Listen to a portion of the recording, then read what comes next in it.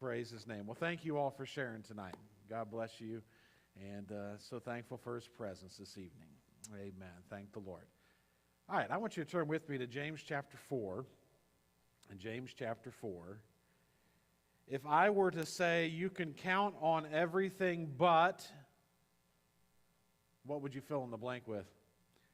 You can count on everything but the government. That's a good one. You can count on everything but yourself. Okay. You can count on everything but, I was hoping somebody would get this one. What's that? The devil? Well, that's true. You can count on everything but a weatherman. Right? Isn't it great to have, just think, you can have a career in forecasting the weather, and you can be wrong all the time, and you still have job security. Isn't that wonderful? You can predict the future. There's a lot of people in the church world today who do the same thing. They claim to be prophets and predict the future all the time, and they're wrong all the time, and yet somehow people still listen to them. I want God to help me to live with God's perspective and not live with presumption. Look with me, James chapter 4, verse 13. James writes, and he says, "Come now, you who say today or tomorrow, we will go into such and such a town and spend a year there and trade and make a profit. Yet you do not know what tomorrow will bring. What is your life? For you are a mist that appears for a little time and then vanishes. Instead, you ought to say, if the Lord wills, we will live and do this or that. As it is, you boast in your arrogance. All such boasting is evil. So whoever knows the right thing to do and fails to do it, for him it is sin." So James here, I kind of gave you a little hint already, but he's warning against something. What's James warning against here? What is it? Fights? Okay. What's he warning specifically here in this passage? I'm sorry? Thought I heard someone else. So, what is it? Disobedience. Well, he certainly does that in the last verse, right? He's warning against disobedience. Is he warning against planning? Should we not plan? This verse 13, you don't really see it too well here. But when he says, "Come now, you who say," it's the voice here, there's a prophetic voice of disapproval with what James is writing here. And he's writing to people who need to wake up and listen. It's similar to when Jesus said, "He who has ears, let him hear." Well, who has ears? I've never seen anybody with no ears. I've seen people whose ears don't work real well. Mine don't work too great. But he who has ears, let him hear. That means everybody listen. And what James is saying here is very similar. He's saying here, come now, you who say, and he's telling them something. Is the problem? He says, today or tomorrow we will go into such and such a town and spend a year there and trade and make profit. Those who are saying that, he has some words of condemnation here, some warning for them. But what's he warning against? Arrogance? Yes, he's warning against arrogance. He's warning against presumption without God. Presuming without God. He's not warning against planning. It's not as if, some people will take things like this and say, well, this means you never plan anything at all. You just kind of float through life. He's not condemning planning. He's condemning presuming without God. Now, is he condemning making a profit? Is that what he's condemning here? He's not condemning making a profit. He's not condemning planning. but he's condemning this presumptive attitude of self-sufficiency, where you don't even take God into account. Self is the focus here, and God has been forgotten. And so James says, "Come now, you who say, today or tomorrow we will go into such and such a town and spend a year there and trade and make profit, yet you do not know what tomorrow will bring." Do any of us know what tomorrow will bring? We don't.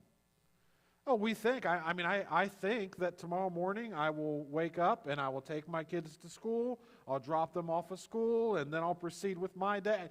There's things I think will happen tomorrow.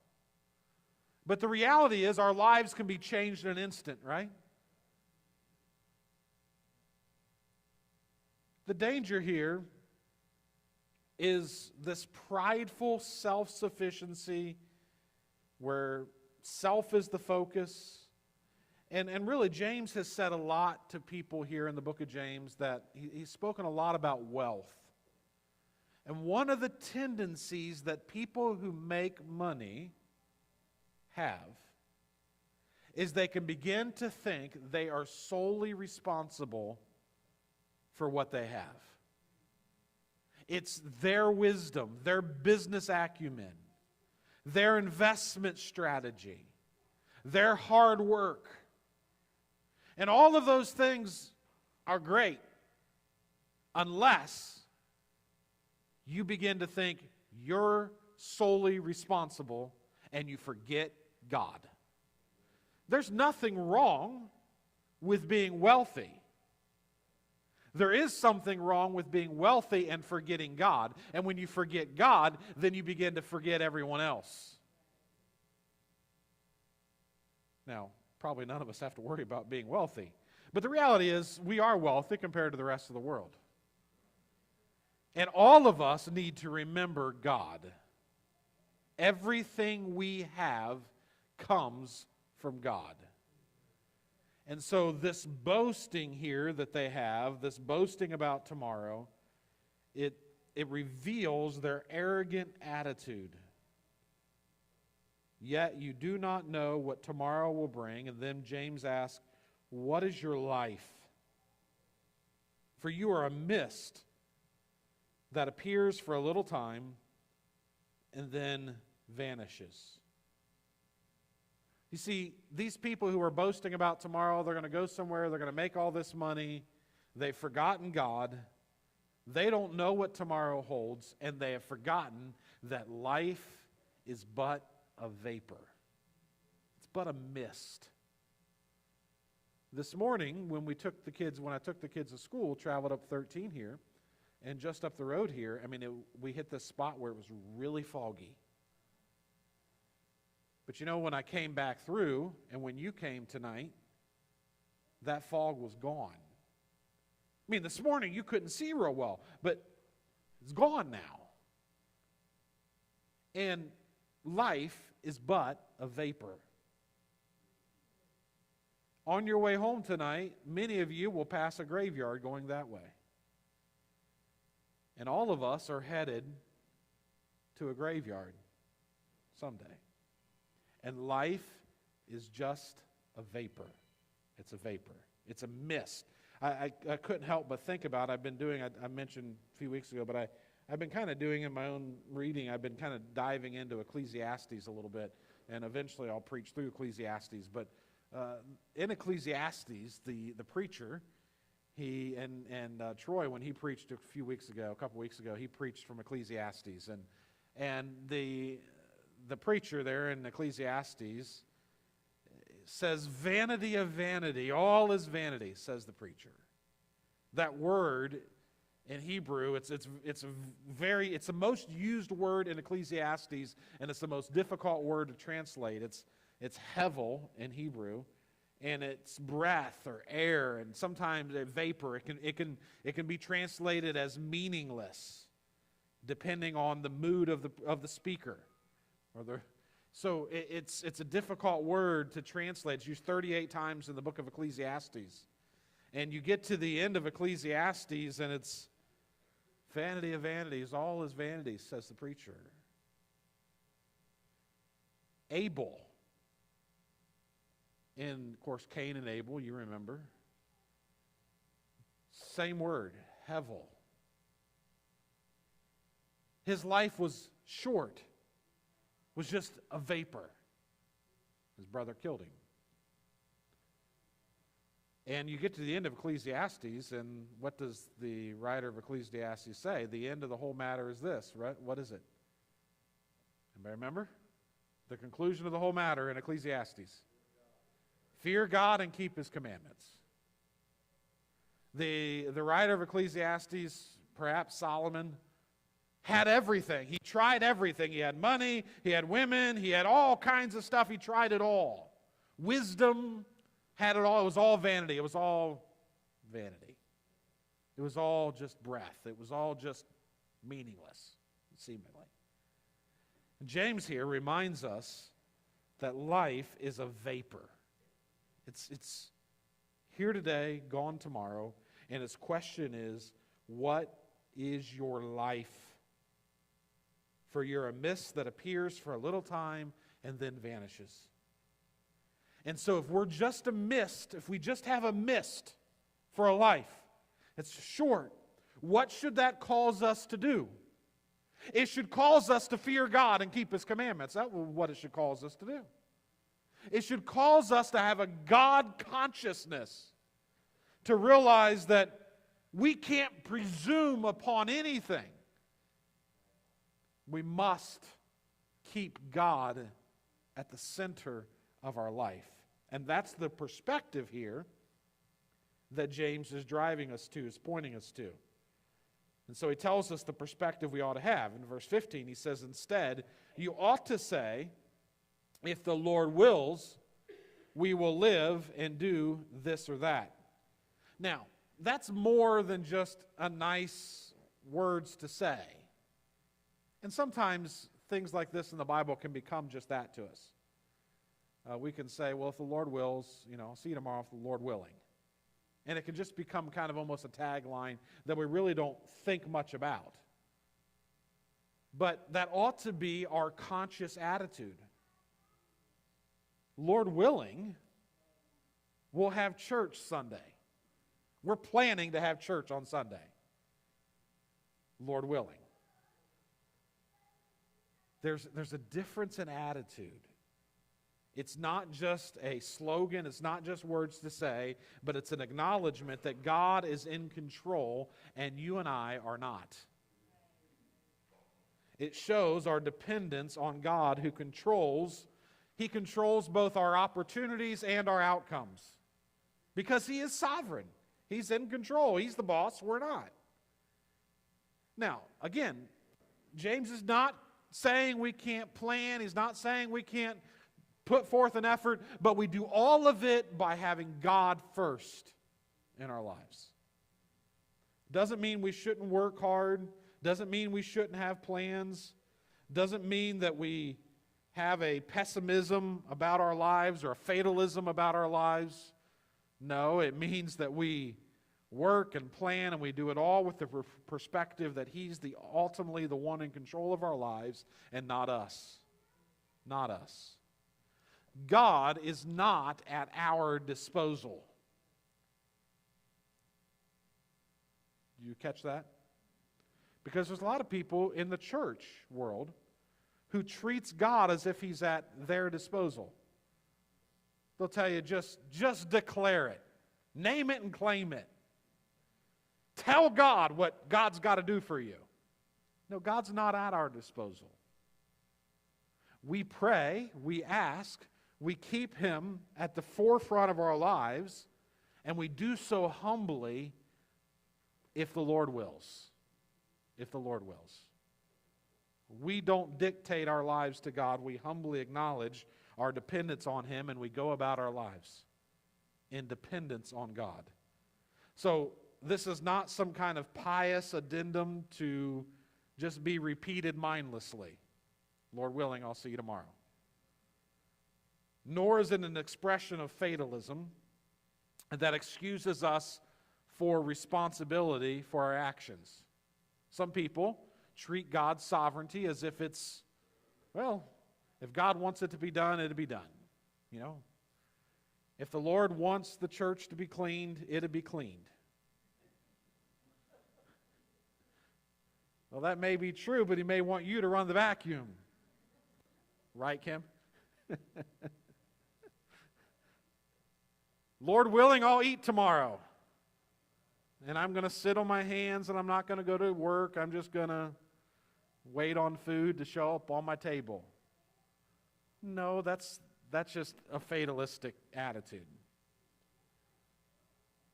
But we must keep God first. Let me ask you a question. How do we genuinely live with that kind of a mindset? How do you live this Lord willingness out? This mindset. Anybody? Any thoughts?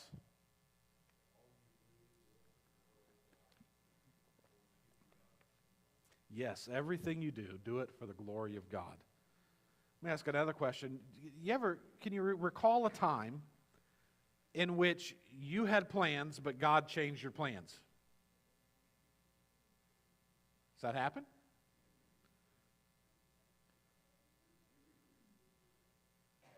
Somebody tell us. We had planned to go on vacation, and the pastor popped the revival on us. Uh-oh. Wasn't this one, was it?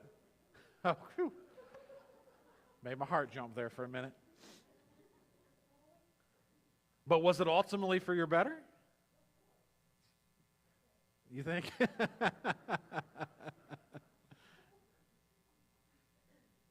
Hey, we're here, aren't we? A year and a half ago, none of us planned to be here. But we're here. And I believe the Lord willed it. Because He does all things well. And He knows what He's doing. Now, we have to balance that with saying it's not necessarily that God causes everything to happen, including bad things. Is it God's will for people to sin and cause division and all that kind of stuff? No, I don't believe it's God's will. But God ultimately works out His purpose in our lives for His glory and our good. But look at verse 16 now. So now we're back here. We've seen the presumption here, but now look, verse 16, we're back to the arrogance or the pride. He says, as it is, you boast in your arrogance. All such boasting is evil. Does boasting have a place in the Christian life?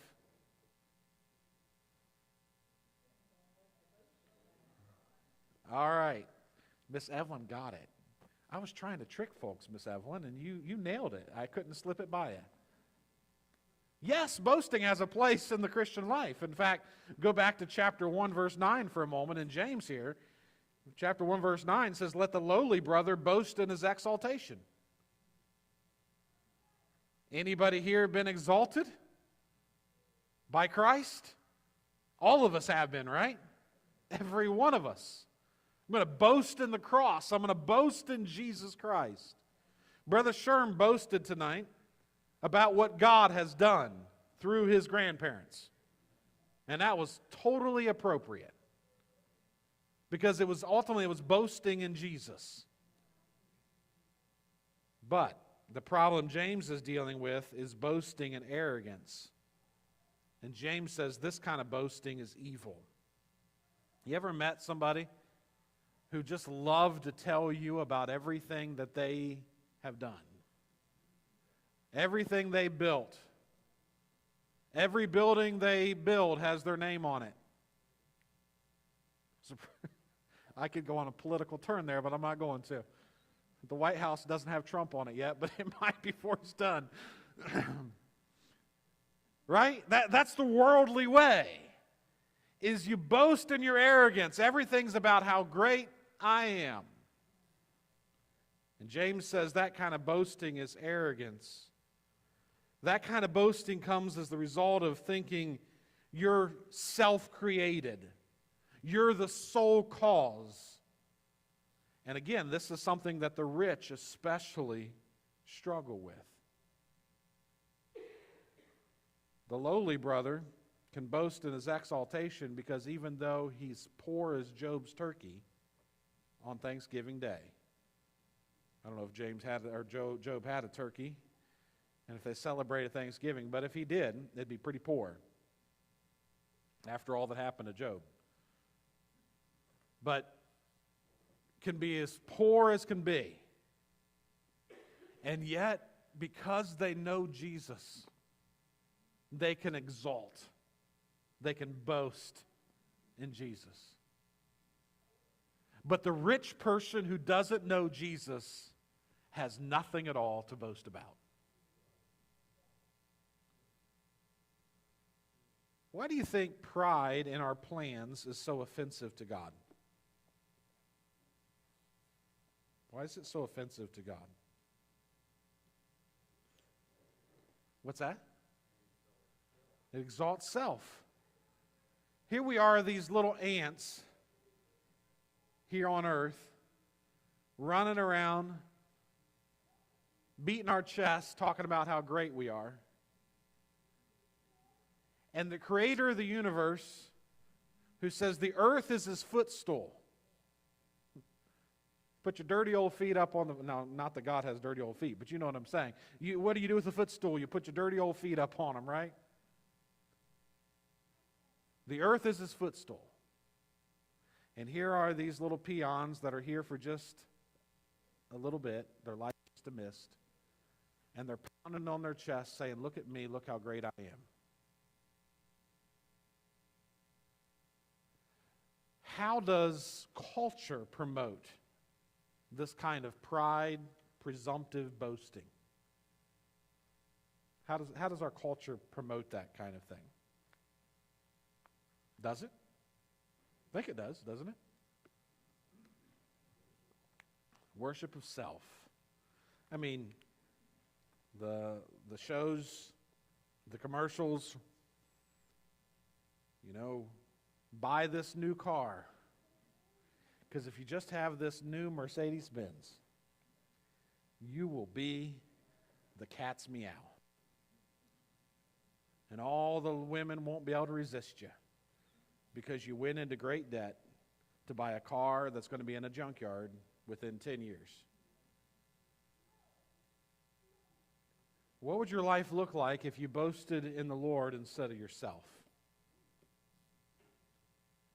So, how does James wrap this up? Well, verse 17, he said all such boasting is evil, and then he says, verse 17, so whoever knows the right thing to do and fails to do it, for him it is sin. How does verse 17 relate to what James has just said? How does it relate? Whoever knows the right thing to do and fails to do it, for him it is sin. How does that relate to this boasting and all that? Any thoughts? Nobody has any thoughts?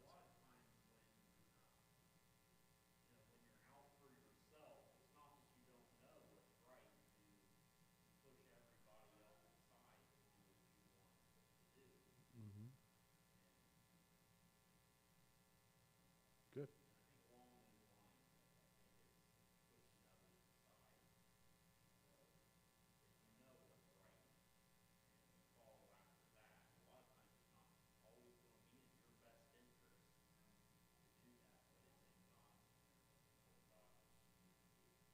Good.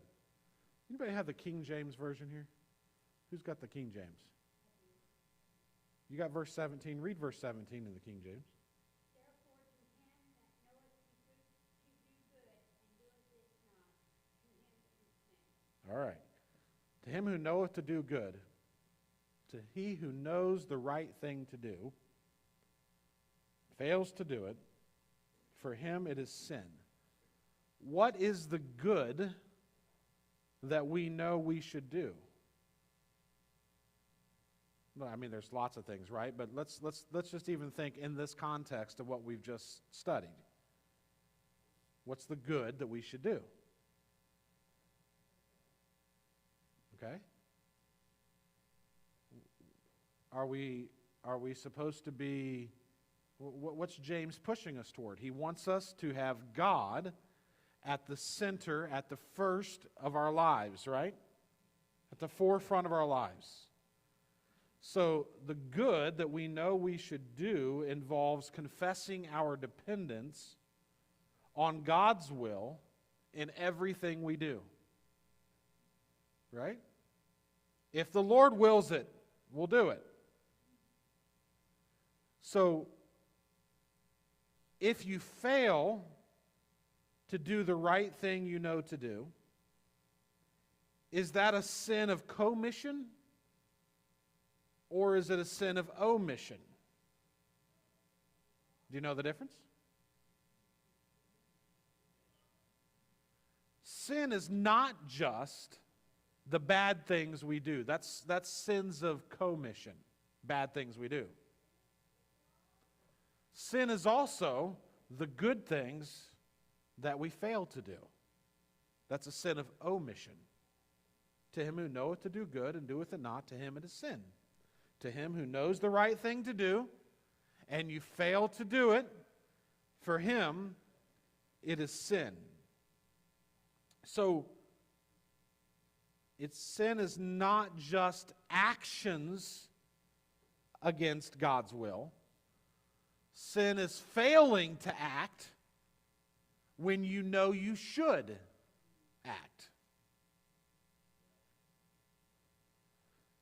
What are some sins of omission that are often easily excused away?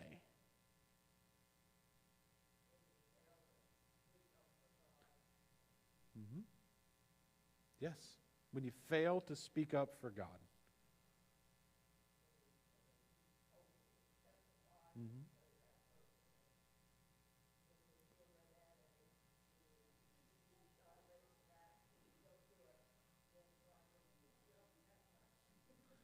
I don't remember, have I told you my airplane story? I've told some of you my airplane story. Do you remember Evelyn says no, Troy says yes. So either Evelyn wasn't listening or Troy was extra listening, or maybe I just told Troy.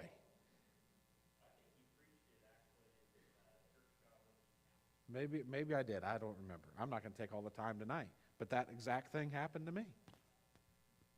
Did I sit there in the airplane and commit a sin against God intentionally?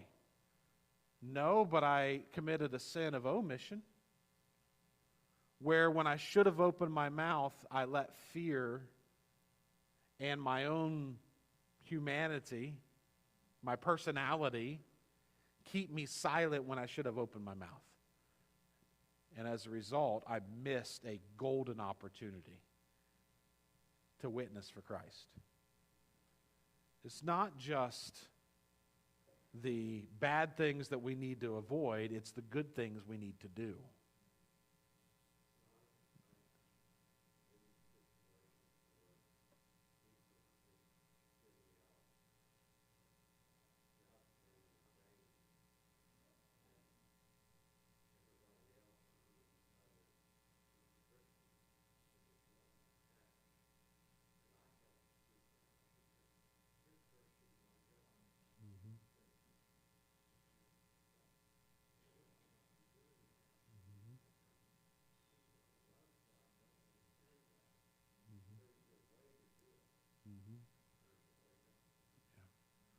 I think we've probably all had times in which we should have spoken out like that, and instead we were quiet. And there's probably, we've all had times we've said too much, too, on the other side of that. So I just want you to think, what are some good things that God is calling you to do? And what are some evil things that God is calling you not to do? Now, I'm just going to let you ruminate on that. Psychologists, a few years ago, this is in the 1970s, they came up with what they call the planning fallacy. And from their observation, they concluded that we as human beings have a tendency to consistently underestimate the time, cost, and risk of future actions while overestimating the benefits of our future actions. Did you catch that? We consistently, as human beings, underestimate the time, cost, and risk of future actions while overestimating the benefits. And I can tell you that that planning fallacy is true because my wife is the worst offender. No, I'm teasing. She's not. Maybe I've told you about our wallpapering story. Have I told that one, honey? We were newly married, hadn't been married long, was pastoring at our first church in South Georgia. We had a kitchen that was dark wood paneling. Hallways were dark wood. And you all know my wife well enough now that you know that just was, and maybe you like dark wood paneling, but it was driving her crazy. And it was a little after 7 o'clock one night, and I had finally agreed we could wallpaper the kitchen. This is back before I realized that wallpapering was evil. And my wife begged me to take her to Sherwin-Williams to pick out the wallpaper. And I told her before we left, I'll do it on one condition.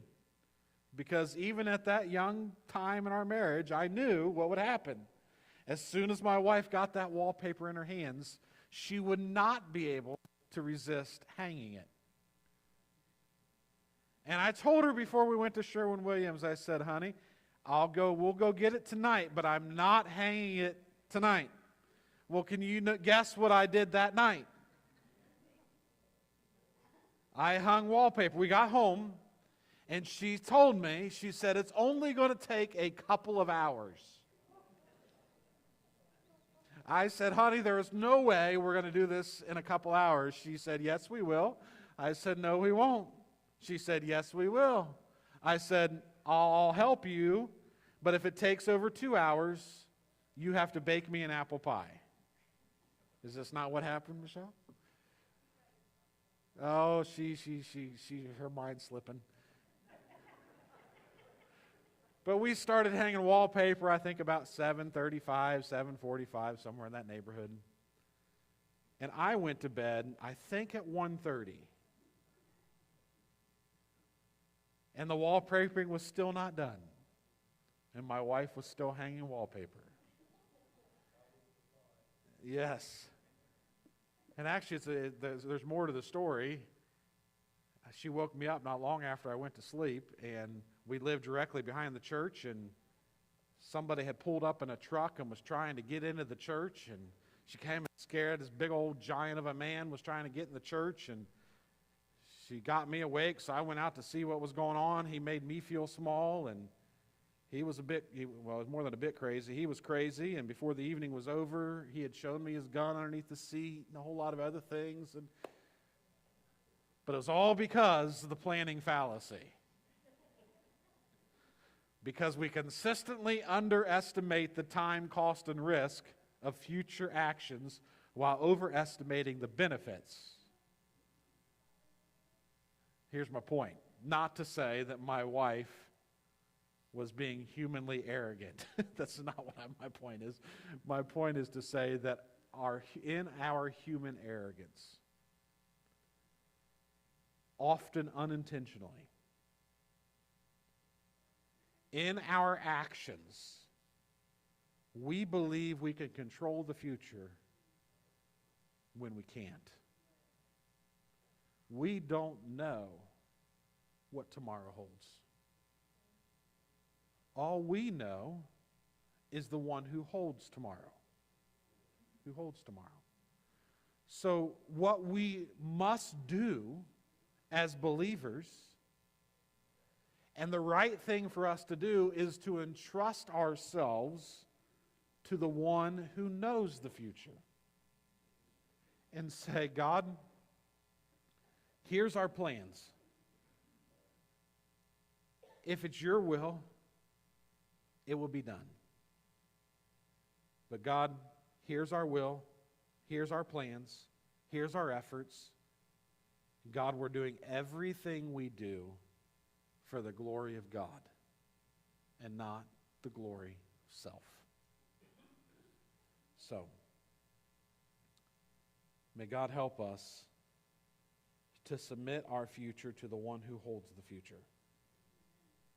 And I think in particular, as I was preparing for this, I just thought in particular that we needed to pray tonight as a church. I want us to pray about our future. Can we do that tonight?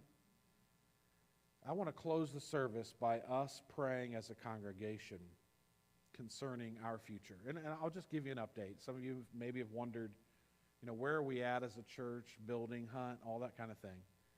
And I'll just give you a brief update. We're still looking. In fact, we went and looked at a building, was it Monday? Yeah, Monday.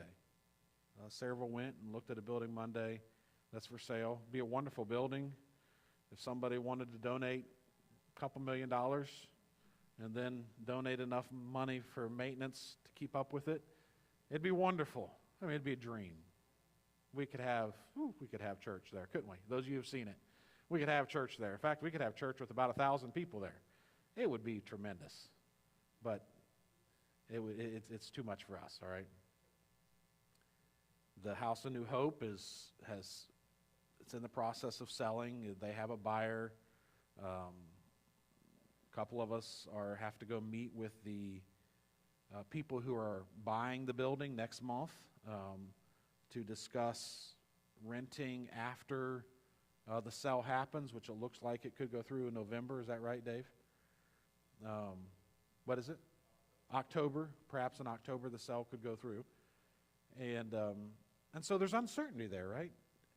It looks like the buyers, from the signals we've been given, it looks like we'll be able to continue to rent here. But obviously, this doesn't appear, unless God does something that we don't see happening at this point, that this isn't going to be our permanent home. And so we're still looking for a permanent home. Right now we're looking at a piece of property just right down the street here, potentially. You can go drive by and pray around. In fact, you're a Gayhart, aren't you? Your grandfather built a rock house down here, is that right? So right down here, there's a piece of property with a house that Brother Gayhart's, your grandfather built, was my understanding. And don't know what's going to happen with that. Something may happen, may not. I'm just telling you, we're working on these things. We don't know what the future holds. But we know the one who holds the future, right? And we want to pray that his will be done in our church. And yes, we're going to plan, we're going to work, we're going to do all those things, but everything we do has to be submitted to him. And we want God to work out his perfect will for us as a congregation. And so I want us to just spend some time here. Oftentimes we take requests and all that. We can do that. But I want us to just spend some time just here at the end of the service, just a few minutes, and just pray about our future. Can we do that? All right. Troy, would you mind leading us? And then I'm just going to have Justin follow him. I want the elders to lead in this, if you would. And so, Troy, if you'll start us off, and then Justin, if you'll follow Troy.